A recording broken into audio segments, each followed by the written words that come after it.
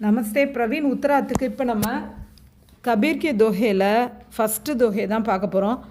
अच्छे पुरुष एक पेड़ हैं निरंजन वाकी ढार तिर देवा साका भये பாத் பயா சன்சார். அதாவது அச்சை புருஷ் அப்படிங்கிறது பரமாத்மா. அது உருவமற்ற கடவுள், உருவமுள்ள கடவுள் அப்படியெல்லாம் கிடையாது. எல்லாரையும் காமனாக சொல்கிறாங்க. உருவாக்குனா பரமாத்மா. அச்சை புருஷ் அப்படின்னா பரமாத்மா. பரமாத்மா அப்படிங்கிறவர் ஒரு பேடு, மரத்திற்கு சமமானவர், ஒரு மரத்தை போன்றவர். நிரஞ்சன் அப்படின்னா உருவமற்ற கடவுள் அப்படின்னு சொல்லி கும்பிட்றாங்களே, அவங்க அந்த மரத்தினுடைய ஒரு பிரான்ச்சை போன்றவங்க. டார்னா கிளையை போன்றவர்கள். பெரிய ஒரு மரம்னா அதுக்கு பெரிய பெரிய கிளைகள் இருக்கும்ல, அந்த கிளை உருவமற்ற கடவுள் அப்படின்னு சொல்கிறாங்க. திருதேவ் சாக்கா பயே. திருதேவ்னா மும்மூர்த்திகள், சிவன் விஷ்ணு பிரம்மா, அந்த மும்மூர்த்திகளும் அந்த மரத்தில் இருக்கக்கூடிய சிறு சிறு கிளைகளை போன்றவர்கள்.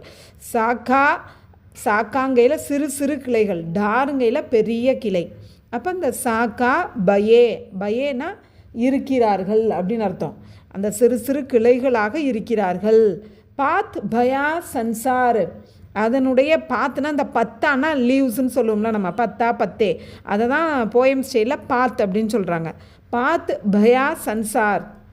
இந்த உலகத்தில் உள்ள ஆசைகள் எல்லாம், அதாவது இந்த உலக மனிதர்கள் எல்லாம் அந்த இலைகளாக இருக்கிறார்கள் அப்படின்னு சொல்கிறாங்க.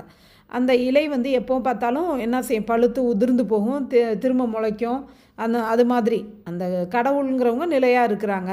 இந்த பரமாத்மா மரத்தை போன்றவர், அதில் இருக்கக்கூடிய பெரிய கிளைகள் உருவமற்ற கடவுள்.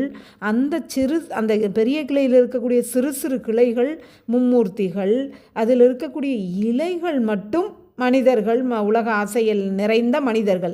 அந்த இலைகள் என்ன ஆகும், உதிர்ந்து காஞ்சு போய் உதிர்ந்து புதுசாக துளிர்க்கும்.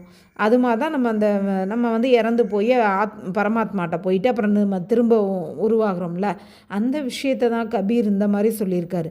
அச்சை புருஷ் இக் பேடு ஹே நிரஞ்சன் வாக்கி டார். அதாவது பாக்கியெல்லாம் அப்படிங்கிற மாதிரி. வாக்கி டார் திருதேவ் சாக்கா பயே பாத் பயா சன்சார்.